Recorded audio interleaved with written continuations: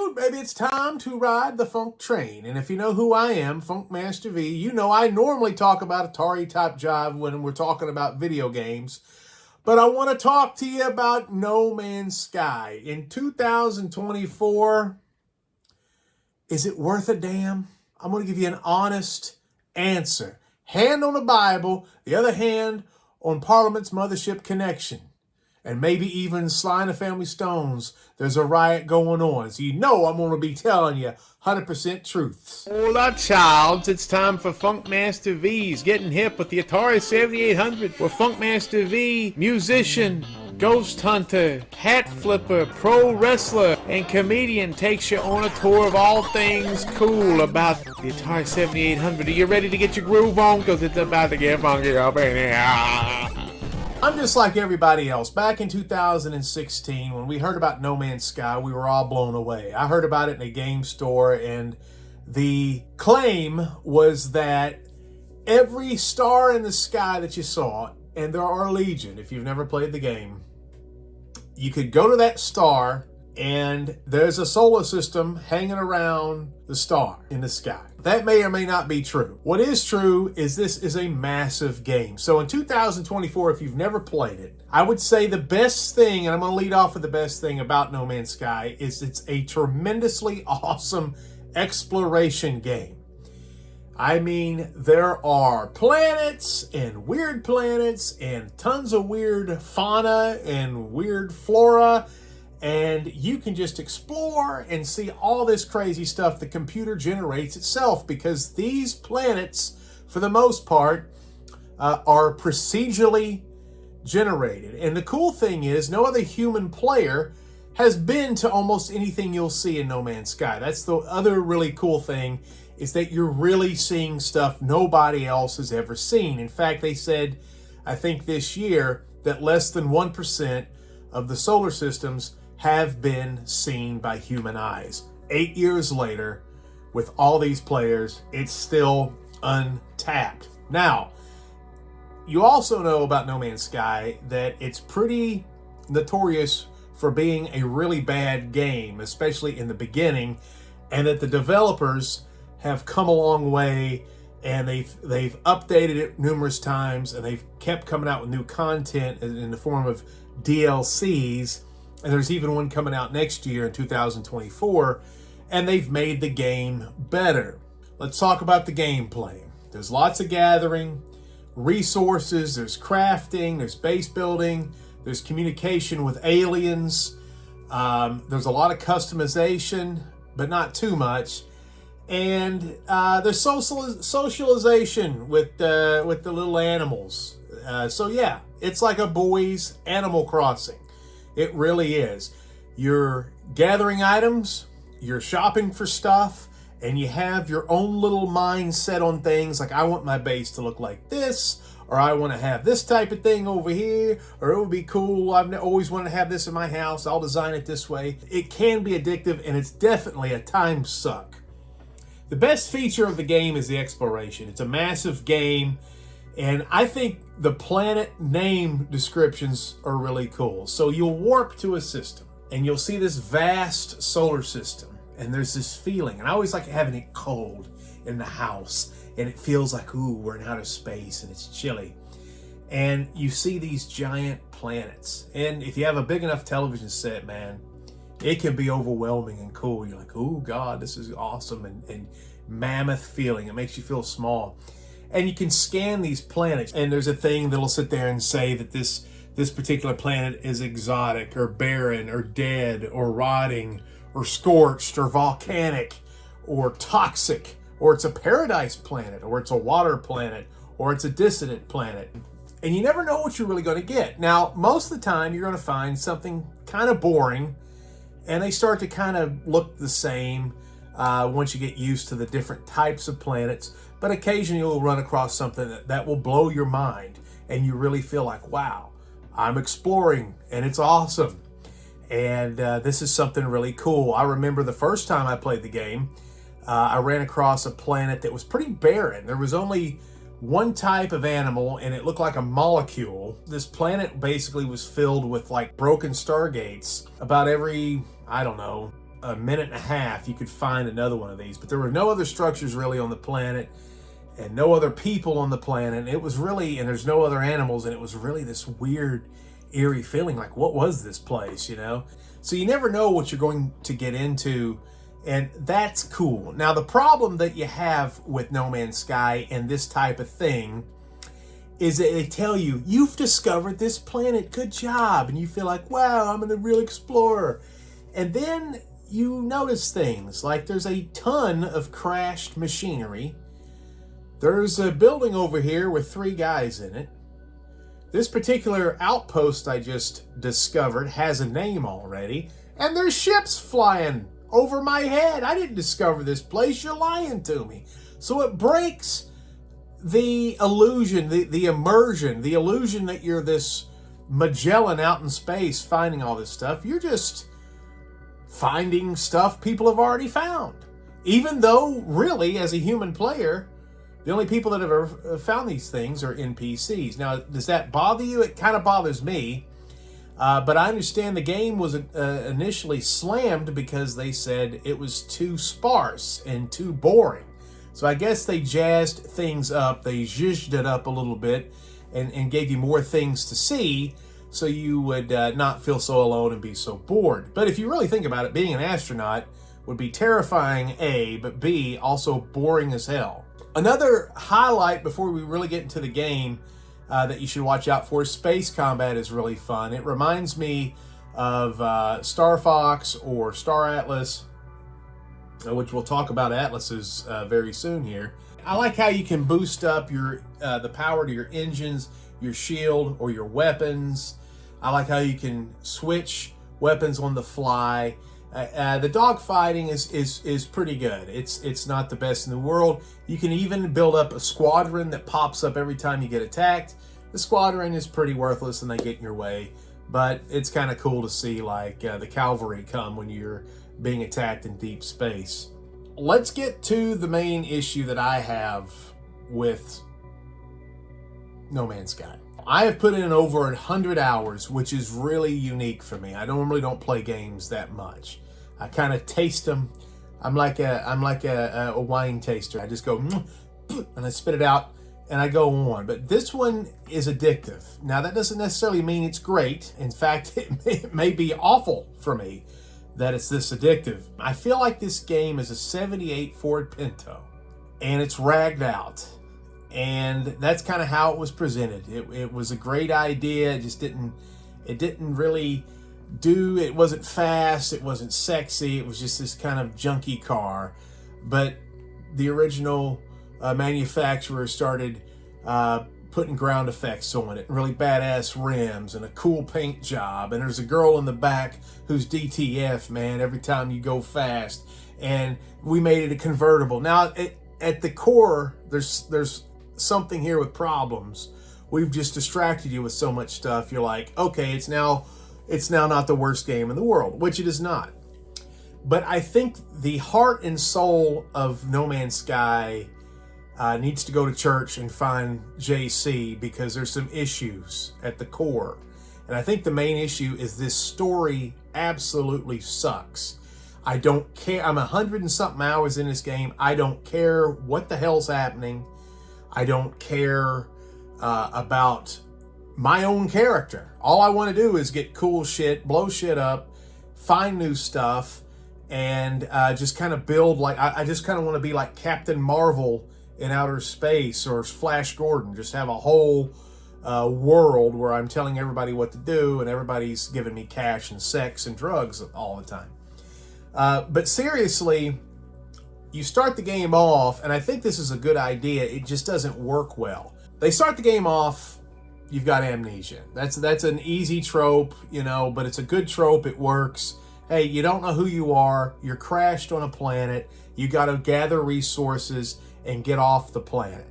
So it does a good job holding your hand and teaching you the game in this tutorial type thing, where you learn how to craft. You learn, you got to remember the periodic table, because they tell you, hey, you need some sodium. And you're like, hey, Na, that's sodium. I remember that from middle school.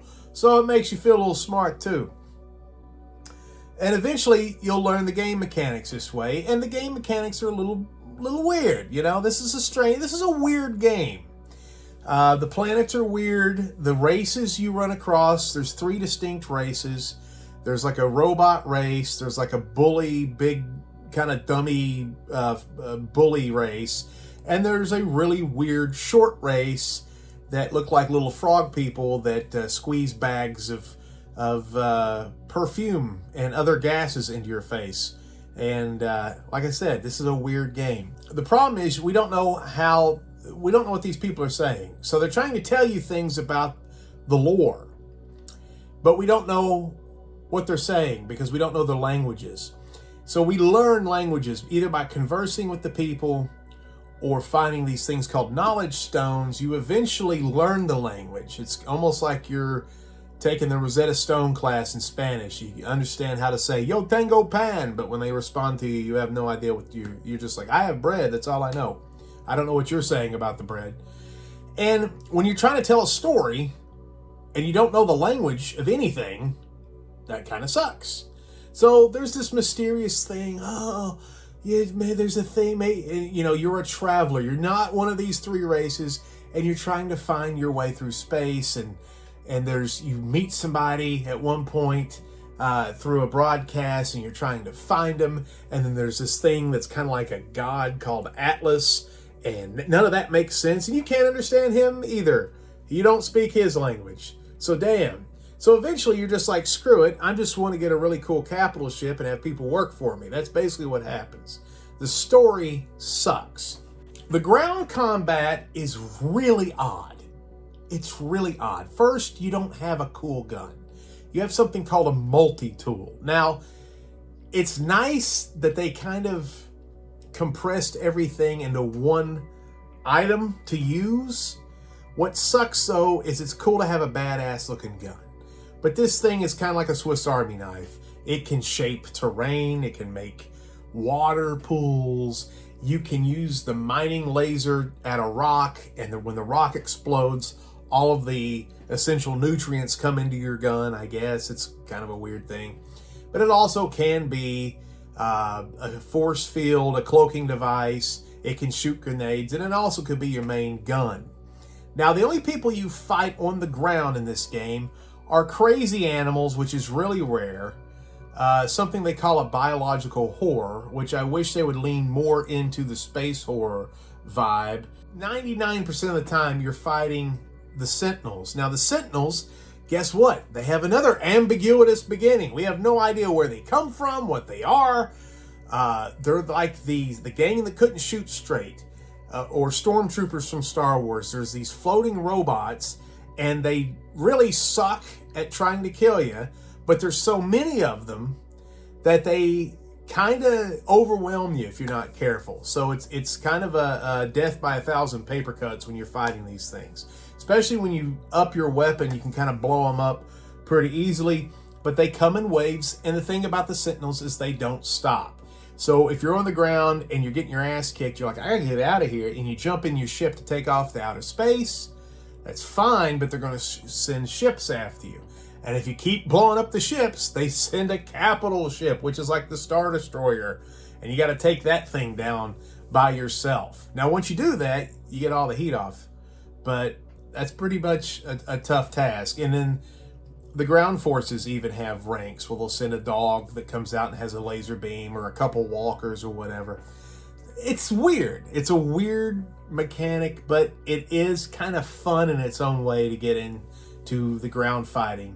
But you won't fight any pirates, you won't fight any strangers, or any multiplayer or anything like that. The game is glitchy as hell still. Now, you can understand that we're creating a universe, or we're playing a game where the computer is basically generating these worlds. There's going to be problems. But I've had some major problems.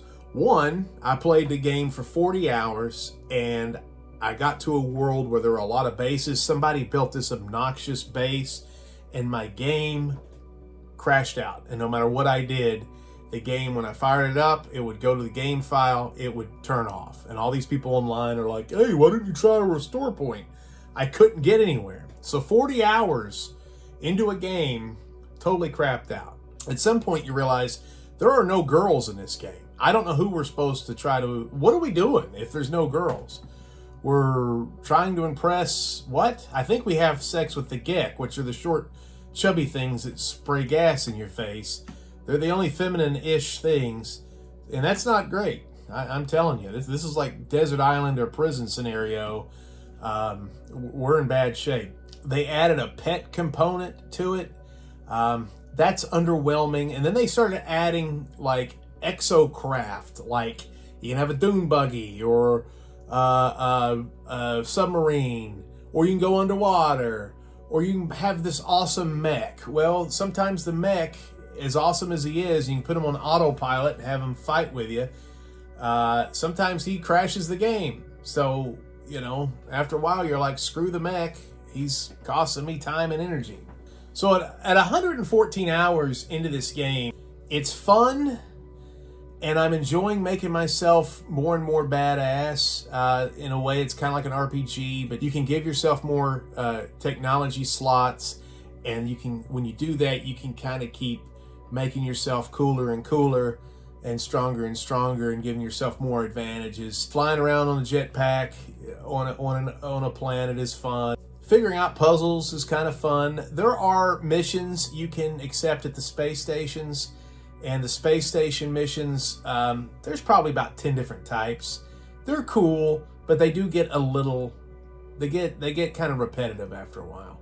So one of them, you have to find a missing human being. Now, somebody is paying you really well. You do get good rewards for some of these missions to find this Gek. I guess they want to have sex with him too. And you go find another Gek down on the planet's surface. He's in like a factory or whatnot. And you go in there and you talk to the guy, and he's going to tell you where the fella is, but he wants a bribe. And he tells you he wants lubricant. Now, I have no idea. I told you they're probably the things we all screw, so I don't know, you know, the lubricant is for his own personal whatever, but I'm like, lubricant? Is there not a Walgreens here? I mean, what, you know, and you just said, what is lubricant? And then it dawned on me, I knew the recipe for lubricant for some reason, and I was able to craft it and give it to the guy so he could have a big weekend. And then he told me where he was. I went to go find him and then, you know, finish the mission. Yeah, it's cool that you can find ships. There's crashed ships. You can fix them up and make them awesome. Man, it comes down to the exploration is what this game's about. So when I was a kid, I liked playing EverQuest. I liked playing World of Warcraft, any big game, and the whole reason was so I could go out and not die exploring. That was the whole challenge. Screw the party system and leveling up. I like going out going, can I get out here and not get killed? And I would go a long time. I used to have a reputation never being killed. Basically, that was all based on my lies. But it was fun. It was fun to go out and explore. And this is the king of exploration games in a lot of ways. So do I recommend No Man's Sky? They're coming out with a really cool looking update coming out. I would say if you find it cheap, it is worth horsing around with. Just be prepared for a shit story. Be prepared for a ton of glitches, and be prepared to get into situations that are boring as hell. But if you were an astronaut in outer space, you would be terrified and you would be bored stupid at the same time. And that's kind of what we got here. And in fact, as I'm doing this video, I want to go play the game. So it is addictive. So would I recommend it? I would give it a tepid recommendation. But I'm also pissed at it right now, or it might have been higher. Hey, don't forget, I make horror comedy movies. Big and Funky Productions. Check out WJHCAM, Camp Smokey, Vinny's Fantastic Rock and Roll Adventure, and The Hike. Available soon on all streaming services. Some of them are available now. Also, on every other Friday, I have a podcast with my buddy Silverback John Stoles where we talk about Atari 7800 and Atari other issues. And there's a lot going on in the world of Atari. You would be surprised. See? They even have hats. Isn't that cool, baby? Well, hey, thank you for listening to Old Funkmaster V. And I hope you enjoy damn No Man's Sky and it doesn't drive you crazy like it does me sometimes. Peace out.